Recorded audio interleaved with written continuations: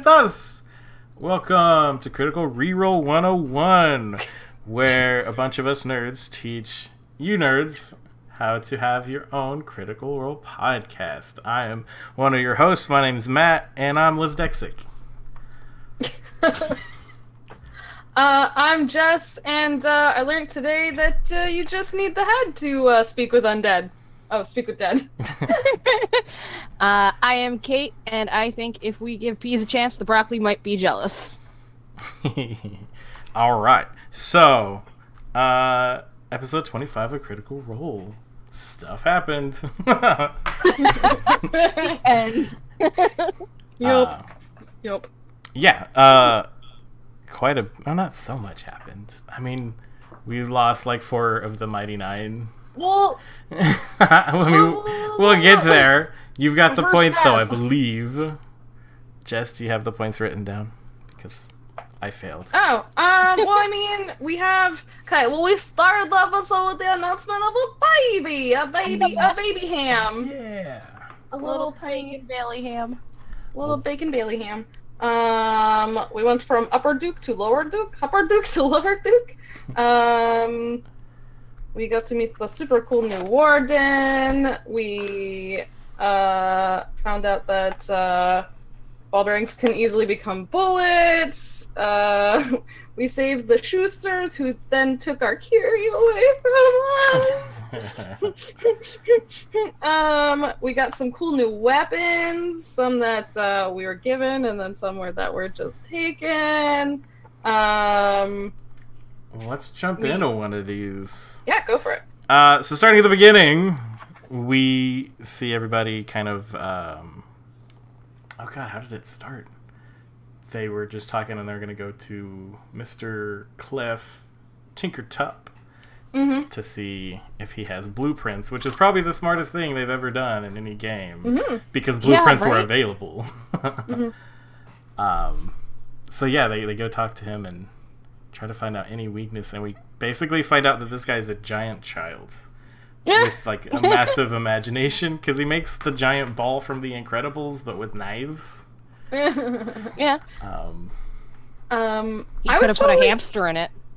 Did not put a hamster in. It was not Hammond. Hammond would never do that. You all take that back. Hammond is sweet. Hammond is kind. I will protect Hammond as much as I'll protect Curie. Hammond came in like a wrecking ball, so don't even. I really thought it was going to be more of a... Like, before the episode started, I was expecting more of a prison break. I think maybe I just wanted a prison break. But then from the beginning, when they actually started planning, I was like, oh, they're actually going to, like, a fish do this. They're, like, going and getting info, and they're, like, working. And when they first said they were going to take Cleft with them to the jail to use him as, like, leverage, I was like, that's not going to work. Because, like, even his daughter Risa was like, they don't really like him. And Clef was like, I guess if you think so. But it worked out much better than I was expecting personally. Definitely. I was also expecting a prison break and was pleasantly surprised to see that that was not the route they were going for. It would have been so much fun, though. But this is like the first time that Mighty Nine or Vox Machina have like gone to prison without being in shackles. Help! Yeah, no, it is interesting though. Like he has a point that he made this automaton, and it apparently murdered a lot of people, and It happens. yeah, so like it makes sense that he wouldn't be welcomed with any sort of arms open or closed. But they what I start kind of gathering the stuff that they need, and so they decide, or someone decides that they need tar. Yeah. Yeah, to obscure the vision of the... So how are you guys picturing? Ball, yes. I'm interested in on how you guys are picturing this ball looking, this death ball of warden blades, like a ball. just like a ball. So like I literally just have It's like a ball. the ball from The Incredibles, Well, mine is almost like the Star Wars droids. the Droideka. Yeah. Yeah. And but there's this little thing that pops open, and then the eyeball comes out like. Woo, woo, woo. Oh, okay. So originally, got little like crab legs or something that are knives. nice. Yeah. It pops down and goes. I think I was imagining a mix of like, I don't know if you guys remember like the old Wizard of Oz with like sort of like wheelie, like they sort of had like droid bad guys too ish, like they were like, although obviously they would have been magical as opposed to scientific. But, like, wheelie? No? Anyone? Well, also, like, No, like not you said, me. sort of BB-8. I imagine, like, a head sort of floating as the body rolls. But I What guess about not. General Grievous bike wheel thing? Maybe. I haven't seen those in a very long time. But isn't that kind of like the Jordeca look?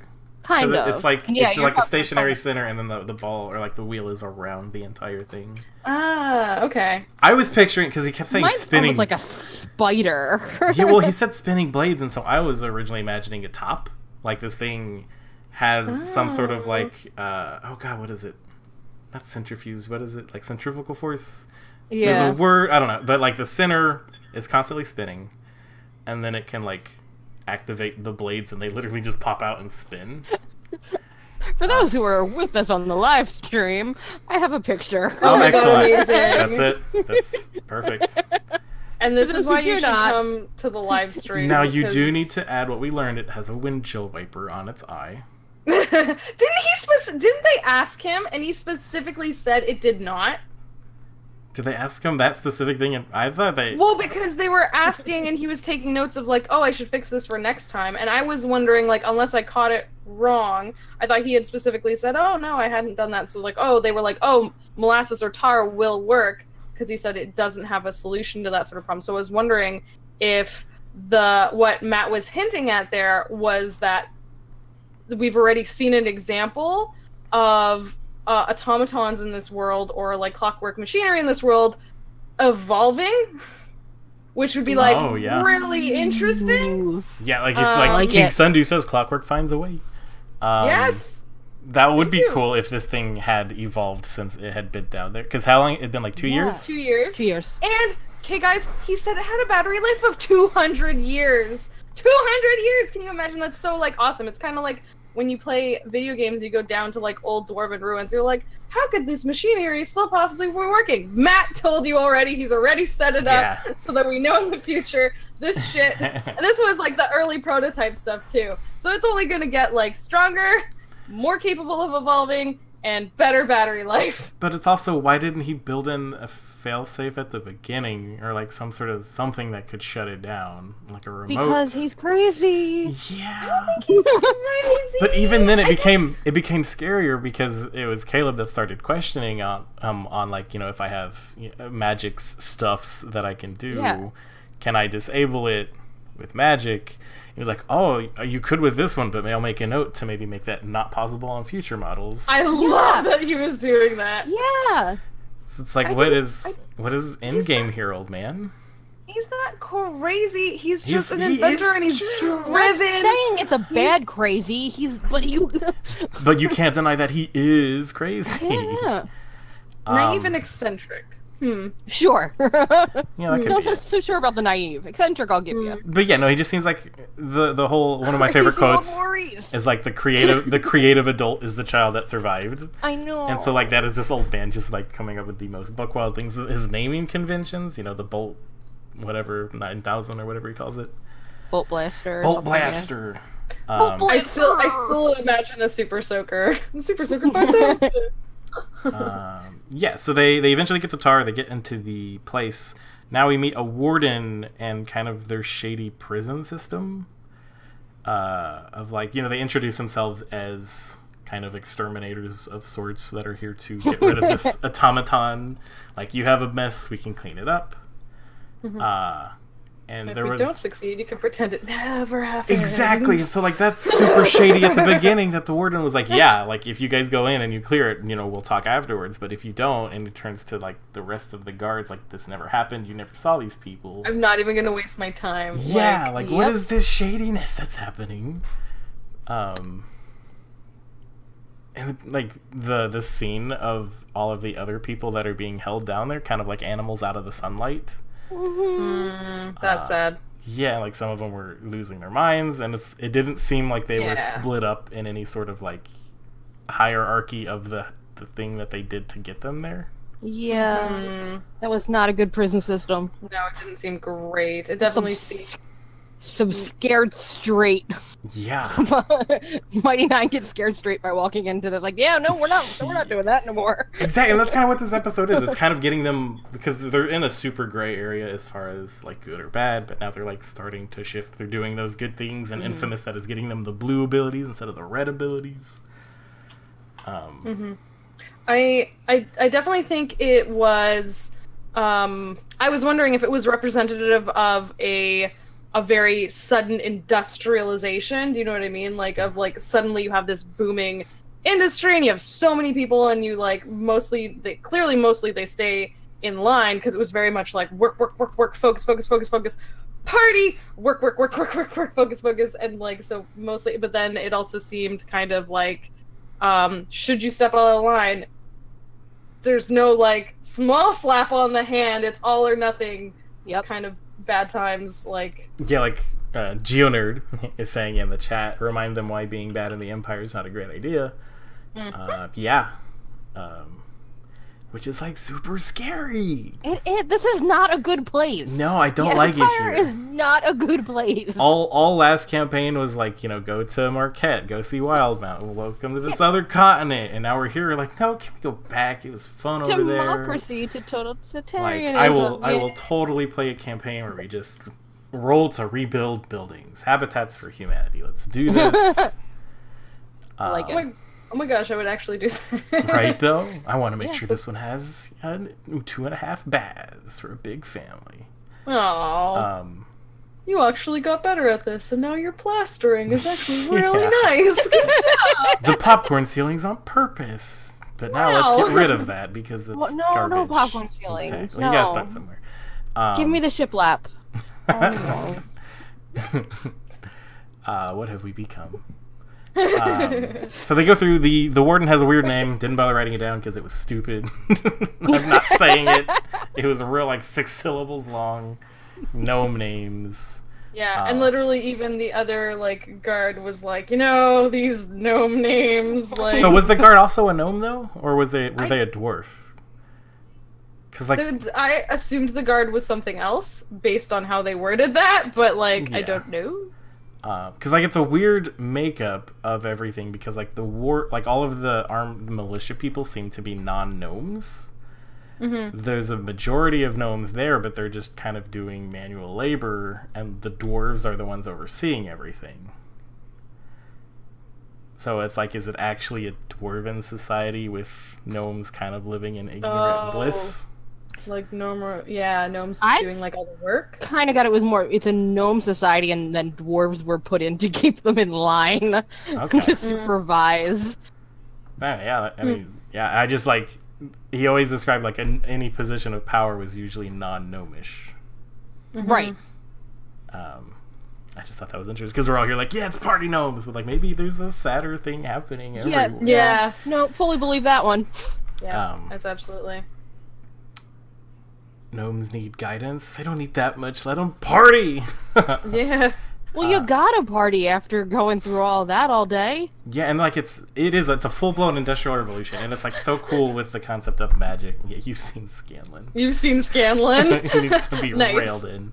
And Pike even. She's a monster. Yeah. I miss them. Monster.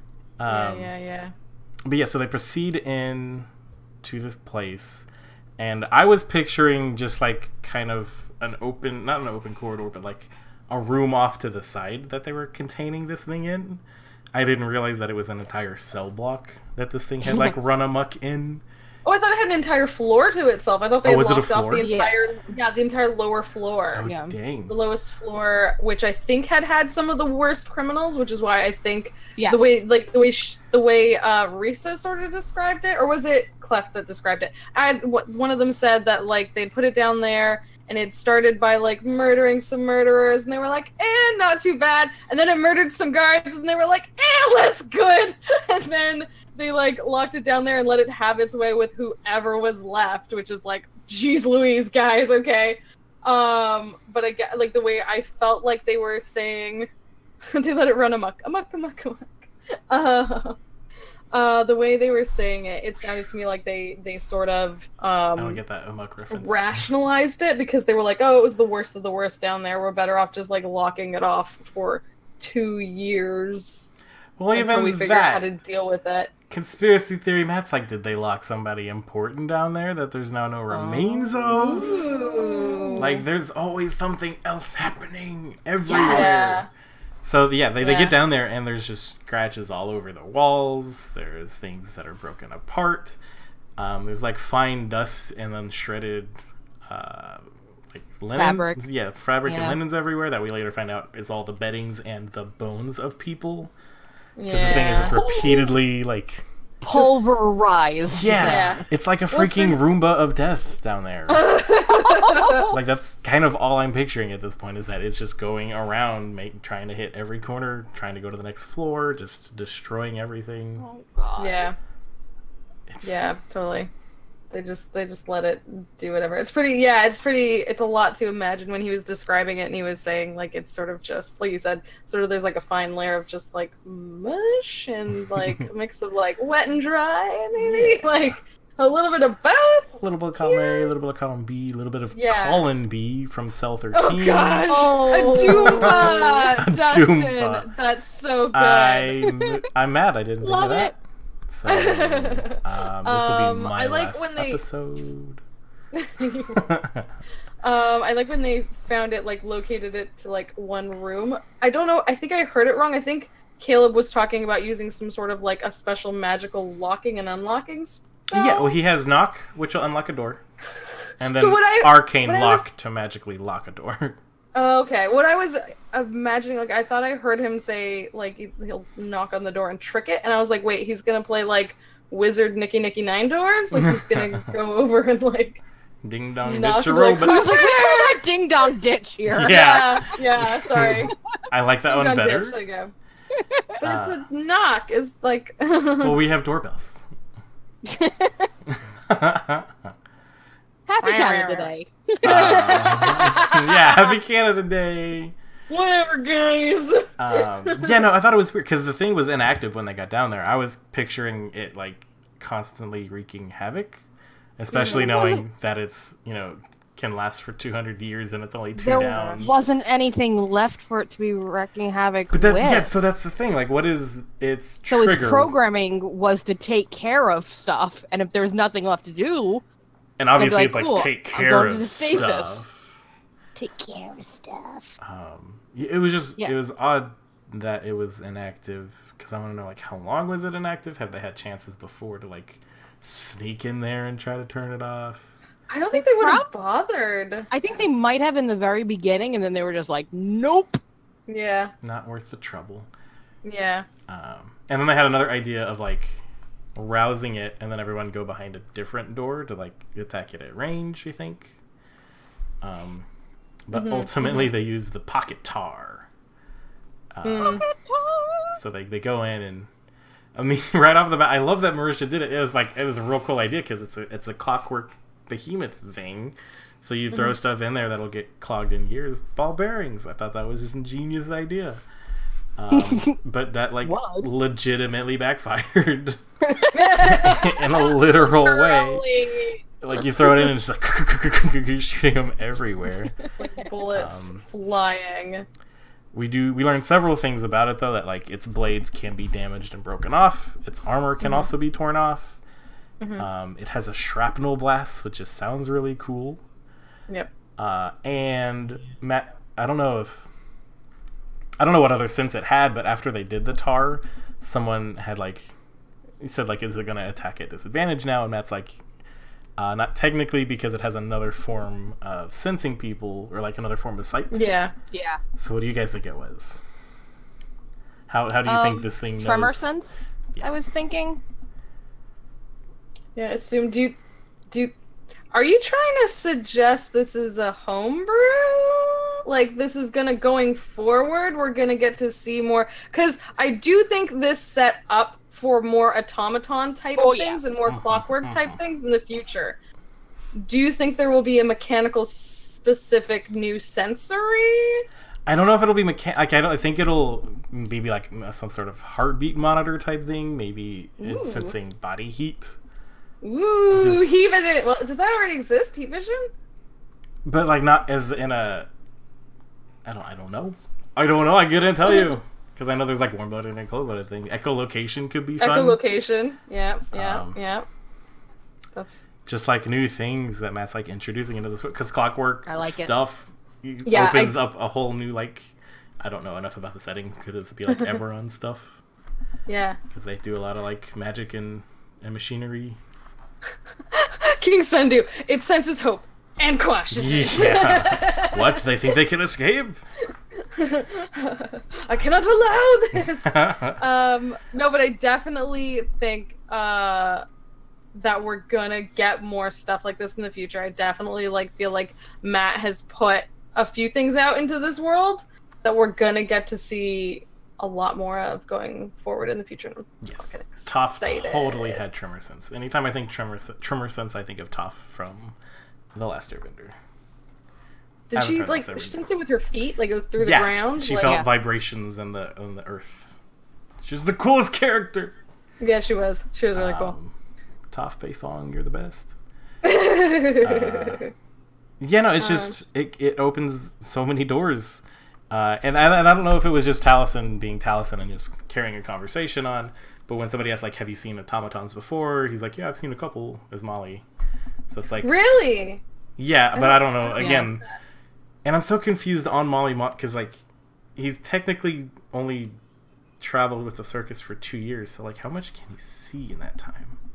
Well, they travel the whole circus, continent, I feel like you would see interesting things as part of a circus. I guess, the sort of people you would attract would have interesting things, so I do think you would see stuff like that. And what interests me about that is, to me, I wonder if Matt and Taliesin work that out. If it's just like I do feel like we've seen Molly be a bit of a fibber, so I don't know if that's like, once again, fibbing, or if it's something that he worked out with Mercer, because we did have a little bit of with Bo, where she said beforehand, she's like, well, I've heard that Hupperdook is a party town. Everyone's like, nah, you can't be. But the fact that she knew that means that she worked out with Matt that she would have heard about this. It's logical for her to have worked about this. And I could see them working out, as the campaign goes on, them figuring out more and more of what they would know. What if the circus performed for Tarry and Dodie was there? Yeah, it's just sorry. I just squealed. Sorry. I thought that'd be fun. Like, and Dodie's like the kindest automaton would never do anything unless he shot the big cannon from his chest, or put on human skin again, or whatever that face that they made again on him, where they disguised him. Horrible costume. It's interesting. I want to know. I want to see more automatons everywhere, and I don't know if this is like the main town, if everything's going to come from this town. I think it'd be cool if there is a little bit of influx more of the automatons, not just from the gnomes, but from Tarry. Or if this artificer thing has taken off more. Yeah. And did he lead the charge? Because he was an inventor. We all think of Tarry as like the doting idiot sometime, or at least I do. Because we know his books got out, and his books are out, so maybe in his whole little Darrington squad.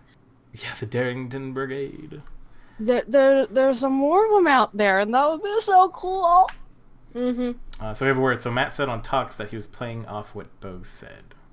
So maybe she birthed into existence the party gnomes. That'd be great. That's even... Oh my god, I love that. Love party gnomes. Does that mean that he's gonna let what Taliesin said be true too? And that's possible. He could work... Yeah, they could be working it. I don't know. Okay, so you saw automatons. It works both ways, guys. I'll let you build a little or just by saying shit. Just say something. Which I love in campaigns. I absolutely love when DMs let their players actually help create the world. Yeah, there's a fun thing. It was a DM named David Nett on Twitter, friends with the cast, does a lot of fitness stuff. He has this little mechanic that he's introduced called I Know That Guy. So if you're in a situation at any time, you can be like, oh, I know that guy. I met them when I was, at this location, and you kind of real quick flesh out a little person that you can talk to. My DM did something very similar. My character, my PC, had a piratey kind of background, and so when there was this pirate ship attacking us, I was like, okay, can I roll to see if I recognize the flag? And I rolled a crit.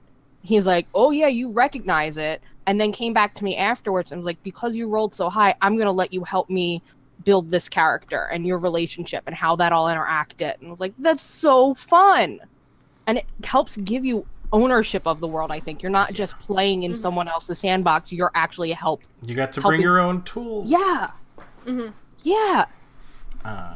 yeah, DMs, let your players interact with the world. So yeah, they start fighting. Is there anything super relevant in the fight that you guys stuck out? Yeah, really importantly, Sam asks Matt, does it have a butt?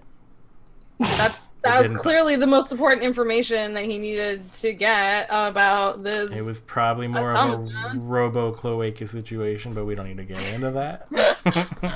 Well, no, Matt said you cannot see any sort of an exhaust port.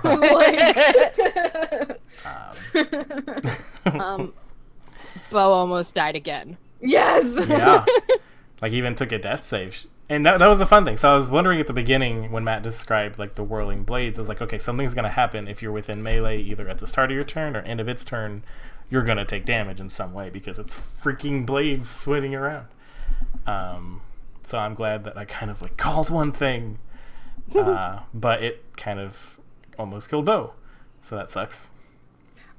I like that Matt had Ford specifically rub it in afterwards and like, thanks for taking all those hits, because like I didn't even take a scratch. I feel so good right now. It's like, holy fuck, he's rubbing it in. He's like, yep.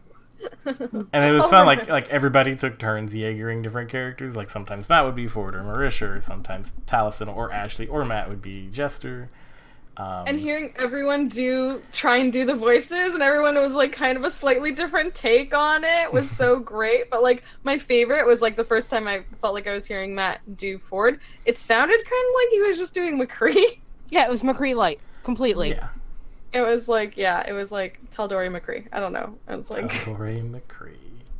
I don't know. I love that. There is a gunslinger somewhere in that world named McCree. Oh my god, yes! There's gotta be. That'll be one of the guests. I'm trying to think. So what all other things happened? I thought it was interesting how kind of quickly it felt they defeated it. But then at the same time, there were other people that were like fighting it. I don't know if this thing regenerates health at all. I know like stone golems or whatever, or guardians, shield guardians, are like a monster in D&D lore that like regain HP each round. So this one obviously didn't, because it was spinning in this floor and like bashing against the wall, so it was already quite damaged when they got there. It is resistant to non-magic damage, so that was cool. Yeah. I don't know. I do think that being by itself for 2 years, it would figure if there was anything with which it could repair itself. I feel like it might have. Especially, like I said, seeing as like they had specifically asked, can it do this? The builder of it said no, and then it did the thing. To me, says that it is capable. It was capable of some sort of like figuring out and improving, like something happened there. Like to me, in my opinion, I felt like that was super quick evolution. Like, oh, I can't see. What can I do to make myself see again? Aha! I figured it out. I figured it out. Oh, look, one of my knives came loose. Now I can use it as a windshield wiper. Yes. But yeah, so they eventually are able to peel back enough armor to kind of deal the final blow to like its core, the energizer battery in the middle. Mm-hmm. And it falls to the ground, and they win. And then I like that, like, I was wondering if they were gonna have more problem going back up, do you know what I mean? But they just, like, knocked and like, we did it, and they're like, okay, and they're like, did it? Okay, yeah, sure, come. Like, given how creepy the people were going in, I was like, are they gonna murder them and take credit for what they did? But then Molly was super smart about like offering that as an option already. Like we were totally fine saying that it was your amazing idea to send us down there, and if anybody asks where the credit goes, we know where. Taliesin can't stop being the talker, and the fact that his charisma is not that great, it just makes me so happy because it's just fantastic when he fails. Yeah, but I don't know. I like the idea that like Molly. I can see Molly like silver-tongued, but not quite. You know what I mean? Like, there's always going to be that they can always fall back on the excuse that he looks like a literal demon. Like, right. whenever he rolls bad, they could be like, "Your words were good, but then, you know, the whole tail swooshy thing and horns and like the whole actually being a demon." Yeah. Kind of off-putting. Mm-hmm. Oh, and I like that Taliesin on their way down was already trying to find the Schusters. Like, he was already calling out. Like, yes. I can't remember what he said, but he said something Schusters.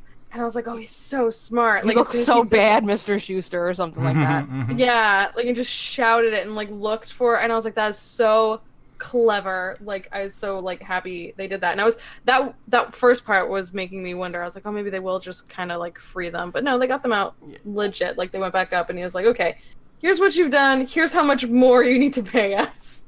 Right. It's kind of like a contingency type thing. Like, if they can't beat this Beyblade from hell, they can at least go back up a level and grab the Schusters and run. It's funny that they still ended up having to pay, though, to get the Schusters out. It's like, you've had this issue for 2 years and it killed how many people, but we still have to pay their bail?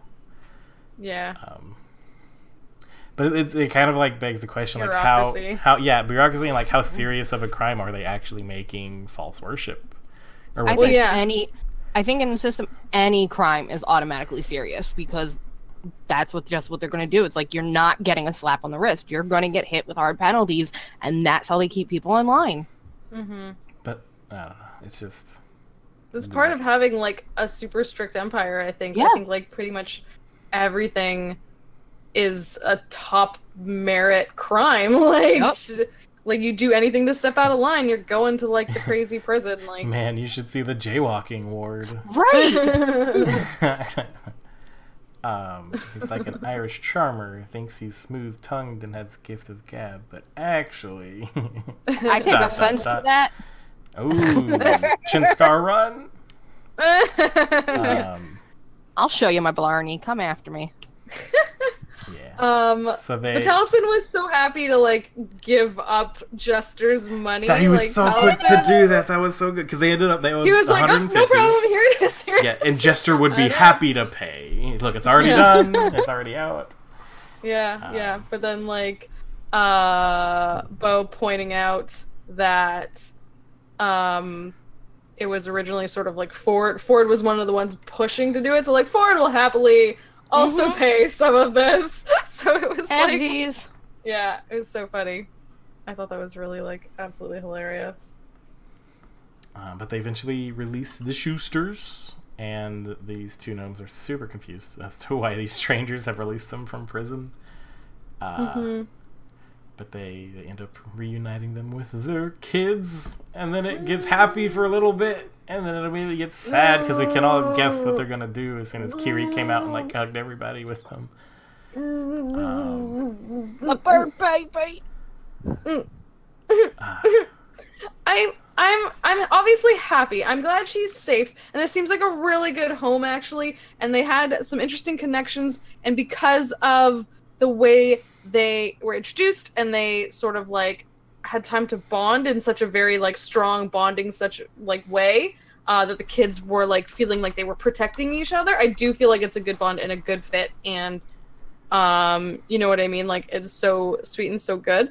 But also the way Matt had individual like goodbyes for all of the them. music like, box is like Sandy just said. I was gonna bring it up. He like starts talking about the music box and you see him queuing it up. But as soon as it played, like Matt or not, Sam kind of had to like do a nervous dance to keep tears back, and like Ashley's face got even longer. Like, is anyone else concerned they literally sold the giant bird to a bunch of butchers? A little bit, No. but I wasn't gonna think about that at the time. All I see is like the Swedish chef measuring Big Bird. Yeah. Rudy But Bird, that Rudy worked Bird. out Thanksgiving too. dinner. He didn't cook Big Bird. They were friends at the end. How dare. He's gonna be, what was it, Gonzo? Is it Gloria? Is that Gonzo's chicken's Oh, name? his girlfriend? Yeah. I can't It was remember her him. name. Yeah, Ashley's face, that was so sad. Anytime Ashley makes a sad face, it's like amplified Oh yeah, 1,000. no. Yeah, we got to Camilla. say goodbye. Camilla, thank you. I don't know why I thought Yes. Oh my Gloria. god, everyone knows it in I chat. know, I was Yes, like, because they gave I'm her- hearing all of the songs and I can't remember her name. Jigs. Yeah, they did give a bird to yeah. bitches. It was smart though, because they're not good parents in the slightest. In the game, Laura and Travis are gonna be great parents. I was like, what are we talking about? Sam and Liam are also Yeah. great parents. You know, in game though, that bird was gonna die. That bird was gonna Yeah. die so Oh, yeah. hard. I like that Matt was prepared with like a little statement for each of them though. It was like, don't eat humans. Yes, I am so cute. Like She's all of the, Kodag, like, yeah. yeah. Yes, it Oh was my his God. name. Yes, and they're like, yeah, they know now. I get it. Like that's how you don't I still secrets and like, in front of your kinku friend. and I said it before, but y'all weren't Full Metal Alchemist people. If Travis was there, I wish he would have done his Colonel Mustang, like crying at Hugh's funeral. Like, it's, you know, someone has like 40 okay, he's like, yeah, except it's a terrible day for rain, and like looks away because like everybody that watched that show would know what that meant. And I think some people would actually die on Twitter from it if he did it. But yeah, so we said goodbye to Kiri, which was sad. And they give them monies to take care of They the cure. did. Yeah. That was so cool. Or Bo gave the money. Yeah. But Bo was like, I made my party member give up a hunk of gold, so I guess I should also do it. This is my favorite metagame episode. Even at the beginning, like Caleb, or no, it was just Liam to Ford being like, yeah, sorry Ford, on this your most momentous day. It's a very joyous occasion. It's like, what Yeah, are you what talking are you about? talking about? It was tough. And like at the beginning of the episode, when they said that Laura and Travis weren't there, Matt had already let slip that he had an idea of how to write them out of the campaign. And then after this, they all get ready and they leave the town and start heading towards their next destination, which name I always forget. Well, they stopped at Clef's to get the bolt blaster. Oh, yeah, 1000 yeah. Yes. They fixed two families because now They Risa is did! there also tinkering, Yes. making her own things. Yes. They're did doing the good. things. And Bo even said it like, I kind of like this feeling. I've never done something good before. Yeah. And then she and Caleb have like a little heart to heart, like, hey, if I start going dark side, like, pull me back. Yeah. Um, So, do you think Risa is gonna help keep her dad's inventions a little safer? Like, is she gonna be the safety net? I mean, like, hope so. he's R&D and she's like final approval lady. Yeah, she's like testing. I don't know. Yeah, this is like the turning point. They're gonna start becoming heroes now. They got a taste for being good, and now they're gonna probably rob a bank. What do you Or think of? steal a gun off a guard on your way Yes! out. Yeah, So they have two new weapons. they do. So they have the bolt blaster, which, as Sam was reading it, it does some good things, but it also does some not good things.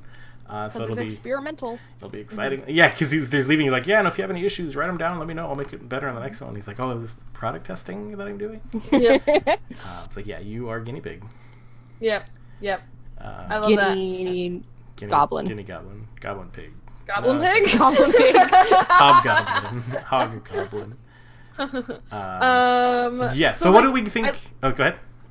No, I was gonna say, like, just from like, we didn't get a clear indication of what either item does exactly. We know the gun only fills one bullet, and that's all that Not has right now.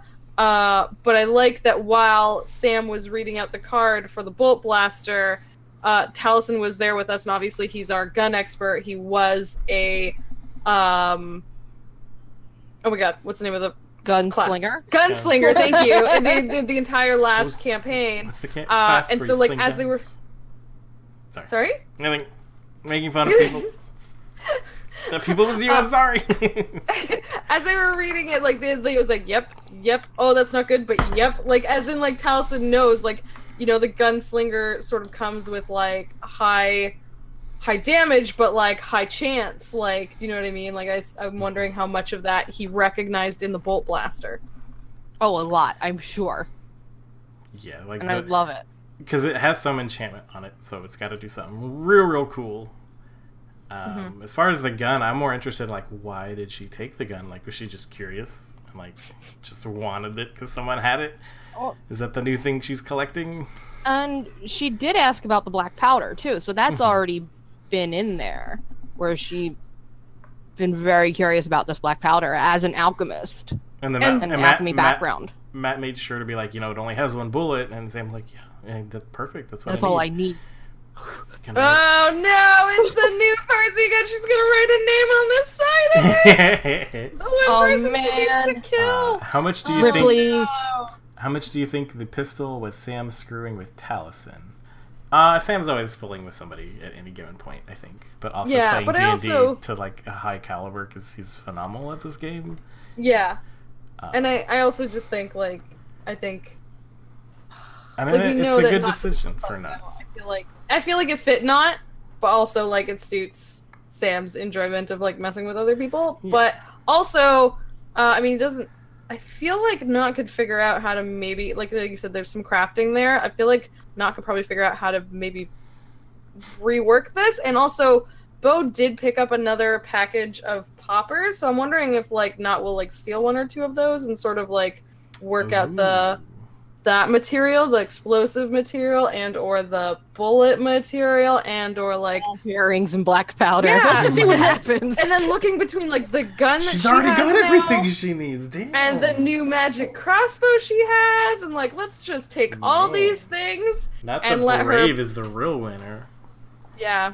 Let her pick them apart and figure out what she comes up with. Like, forget Tinkertops. Like, what's gonna be happening with like Not end up with a rail gun. Yeah. Percival Frederickson von Musel Klosowski Dorola III who? Yeah. Yeah, but I don't know, it's gonna be fun. I really want to know what the crossbow does. That's like made them go ooh. Does it explode? Does it backfire? We're gonna find out. I'm sure we'll find out. Oh, we'll find out. Not may shoot a couple of their party members in meantime, but. My God. I love that.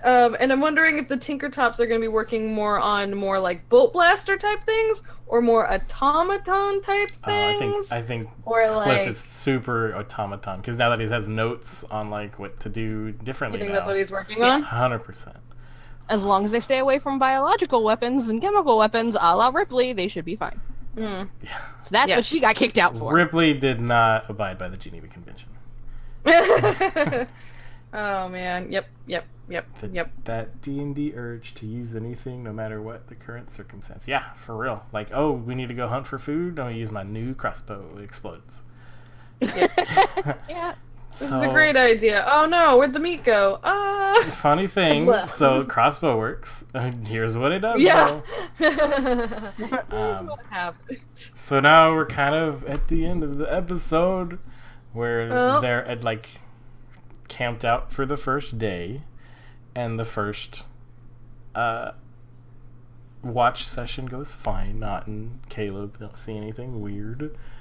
And then the second one with Ford and Yasha, and they start talking about kind of like how good they felt doing this thing. And then Jester chimes in that people are trying to sleep, but now she's awake, so let's all go take a walk.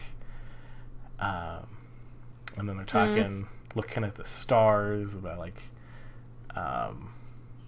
and they're chatting until they can't chat no more all of a sudden. Talking about taking Yasha to the coast to see like the water, the ocean, the sea. Yeah, they're talking about both their hometowns, and it's like, Yas, backstory. But that was Matt fucking with us. Yeah, bastard. He did that on purpose. He threw up a silent spell so nobody could talk, and then he crushed our hopes and dreams and stole our friends. So yeah, they get fucking ambushed. So that's like the first curse, but I'm mad. Like, I knew he was gonna do it. He had to do it. But none of it, I don't think... Give me like an extra day and I would have been like, he's totally gonna kidnap them, but no. Really?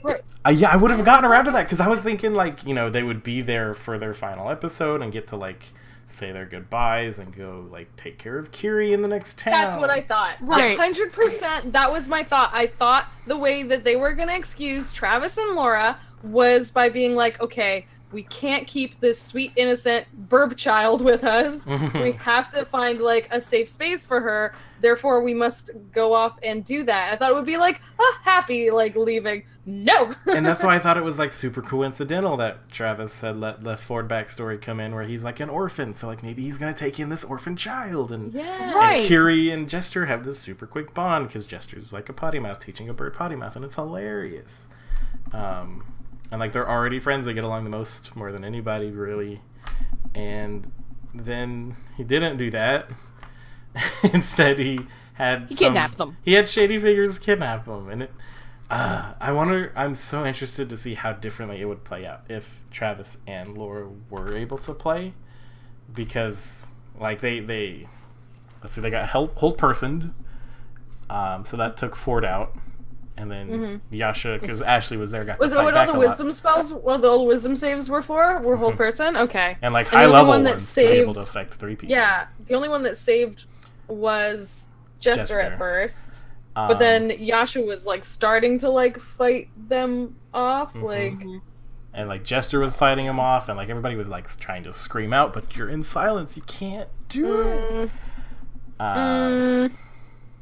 Yeah, that's another thing. They also lost their only ability right now to communicate with the gentleman. Yeah, so now Jester. I forgot about that. So it's like, what are they gonna do now? So like, we'll skip through it.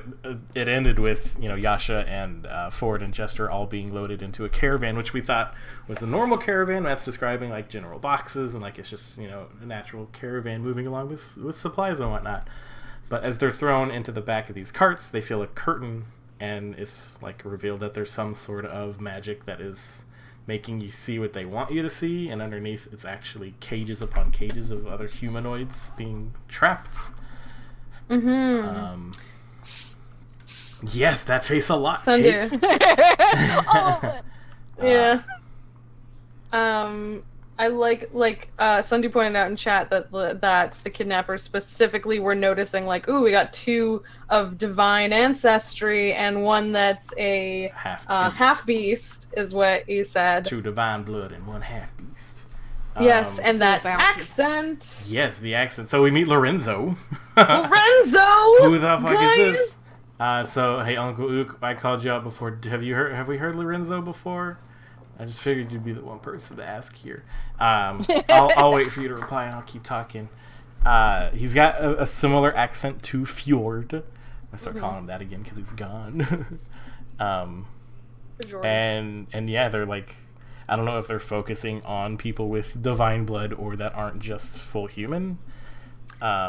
We don't know. Go ahead. Well, like go ahead. Sorry. The way that I was reading the situation was, they're some kind of slaver, they're, collecting people, but you get a higher price for the people who are, say, divine blood, half beast, that kind of stuff. Like, it's a higher bounty. Interesting. Yeah. Well, and we already saw in the first campaign in the 9 Hells, or the Fire. Yeah, some markets. Yeah. We're selling for the most. Exactly. So, did Lorenzo happen in the first campaign? That'd be fun if that's the tie-in. Is that where we've heard the name before? I don't... Who knows? Or it could also be the Myriad. We don't know. There's not enough information. People. Yeah, it could be shady people in cloaks. Is everybody?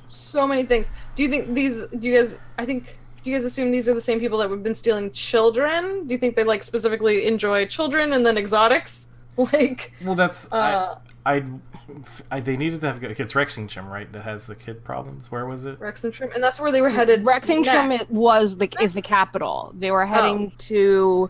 What's the place with the kids? Because I want to know the. I don't know, they're called like Shady Creek or something. I forget. What is the population of the place that had the children abducted? Because like, maybe there's a small civilization of Asimar there or something like that. Yeah, it was in Azur. That's who Scanlan ended up turning into. Yeah. Like a flaming I don't think it has a connection to last campaign. I think there's just so many people it could be behind it. Is what I think is cool, where it's not like we're jumping automatically, oh, it's the people who are responsible for this. It could be the Myriad. It could be someone from the Gentleman who don't realize that these people are working for him and are involved in some kind of trade. It could be the Empire itself and the Cerberus assembly, and like, oh, so we're gonna take these people and do like weird magical experiments on them, and like, there's so much that Matt has built into the world, and we don't know if it's connected to the children being kidnapped. We don't know if it's connected. Yeah, we to don't know all if it's them, completely separate, or all the magic beasts that have had magical manacles put onto them, because that's been an ongoing theme. Yep. Because he did mention he mentioned the manacles, but he didn't say that once they were put on, they were immediately like, because the ones that they put on in the stadium, all the animals immediately knocked out, right? All the beasts, and that didn't happen here. So it doesn't seem like maybe they're those ones. It just like seems like there's a lot of beast and humanoid collecting happening on this continent. And like, are they perhaps going to Jorhas? Like, are they like where is the demand for this specific type of person? Well, and I think someone in chat pointed out, like, it's very noticeable that Jester is what she is, that Ford is what she is, but Yasha isn't necessarily supposed to be immediately recognizable as an Asimar, I don't think. But she was recognized. So is that just this person's... Does that person have an inherent ability to sense these things? Or is it just, like, years of being a slaver? Or, like, what do we have here with this guy? Like, it definitely seems special. Right. Because that was, like, a professional hit. Like, they silenced them, held them, took them all down. It's interesting that, like, the camp didn't get attacked, so I'm wondering how far they went. But it doesn't matter, because, like, Matt wrote this to happen, so it happened. A magic item, yeah. A magic item, perhaps. That's true. I'm super interested to see where the campaign goes, though, because they are on a time limit to do this thing for the gentleman, who, like they pointed out, can no longer be contacted from afar.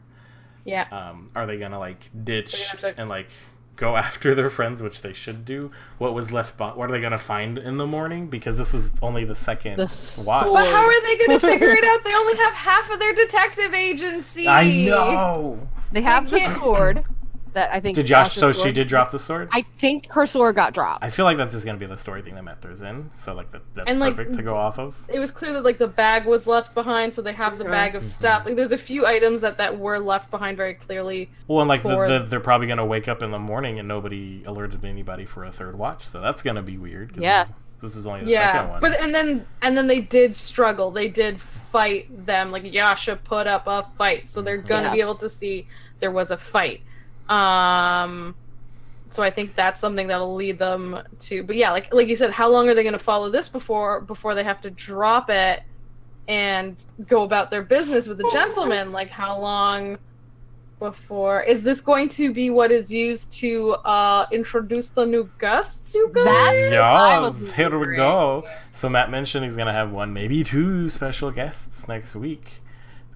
We were talking beforehand about like repeat people that we would like to see and new people that we'd also like to see. So we're gonna give some of ours. If you guys in chat want to throw yours up, we'll all kind of discuss, and then we kind of speculate on who they might play. So who wants to start with like who's your dream guest? Come on down. It's Critical Reroll's dream guest on Critical Role. Stephen Colbert. No. That's actually not bad. That's not bad. Stephen Colbert's supposed to be a big D&D nerd. That would be really hilarious. But he's up in New York. I think he'd be as much trouble as Ashley. On screen. On screen commitments. I think feasible ones. From our previous guests, I think we were all discussing like Mary Elizabeth McGlynn. But it'd be so great if Mary Elizabeth McGlynn could bring Steve Bloom with her. Yes, put them together. That would be a fun duo, guys. That would be still feel bad because when Critical started, I knew voice actors were a thing. I knew that they like had voiced everything from my childhood, but I never put names to faces or just characters to names and then to faces. So when I met Mary for the first time at like a convention, she's tabled next to Steve, and it was like a smaller convention, so they didn't have any lines. And so like I'm there just chatting with Mary, standing next to like one of the most other prolific voice actors in the industry, and I have no idea who Steve Bloom is right now. Oh man! So like, if I could go back, I'd be like, "Oh hi, Steve. I'm Matt." He would be great. He would probably play somebody jerk. Ooh, yeah, Logic would be as fun. A bard or as not a bard? Like it's fun both ways. Rapping bard, that'd be Sam- amazing. Yeah, Sam that would be Witwer. amazing. Vic, I don't know how to say his name. McNanya? I've never learned how to say Vic's last name. I don't. Who's that? Troy Baker. I forget who all he voices. Oh, but he's a famous voice actor. Yeah. Okay. The other one they had Noelle Stevenson on, and I specifically loved her when she did the one shot where it was all like the fairy tale characters on a dating cruise, and she did Peter Pan. I loved her version of that. If they're as having well as two, I would love a couple. So like Noelle and Molly together. Molly Ostagar. Yeah. But in that same one, also Amy Vorpal. So great. Her Yeah. Queen of Hearts was hilarious. She was really, really great. And she's just a great role player in general. Mm-hmm. It's more Overwatch people's on.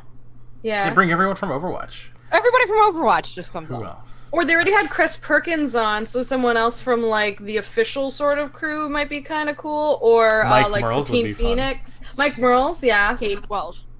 Kate I would Welsh, die. Oh, she'd be great. I would die. I love her. yeah, Who else are there like super We cool haven't had friends with? Satine or Rudy We yet. yeah. Satine and Rudy, those are other big ones. Who else? Guys, chat. What do you guys like? Sumo- Some people pointed out Pat. Like Pat could come back. Pat was a lot of fun. What I really liked about Pat is he didn't build a character to fight. He built a character that was very like RP was very like character focused, and that was cool. Kate playing someone other than Rosie Beestinger? Blasphemy. Yeah. She's very reminiscent of Joe Manganiello, only playing like their signature character. Like Rosie's in everywhere. She's a world jumper. Yeah. Oh, perhaps some of the people they Matt played Lillard. with in Stream of Many Eyes. So Matthew Lillard. Deborah Ann Worrell, I saw mentioned.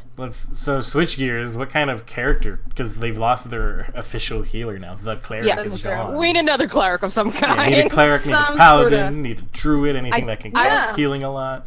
I think we're gonna get someone from the Gentleman's Club. That's not the right phrase. The Gentleman's Club. Interesting. Yeah, to kind of leave like, oh, sorry, your friends are missing. Oh, well, too bad. You signed a contract. You got to go this way. Sorry about you. Or like somebody handle this first. playing the tabaxi person that like, Yeah. does the stuff with blood. Like, I want to Yeah. know what you do. That's all I care about. Yeah. A lot of people in chat saying like a paladin would be good, and that's true because we haven't like played with a full paladin like really, and Yeah, that would give you some heals, some like area of effecty type stuff. Like we've that's pretty cool. seen we've seen fighter, but only like reskinned as the gunslinger when I was making that. So like a fighter or like a tank because they lost their tank too now. They need a real Yasha's tank. gone. Yeah.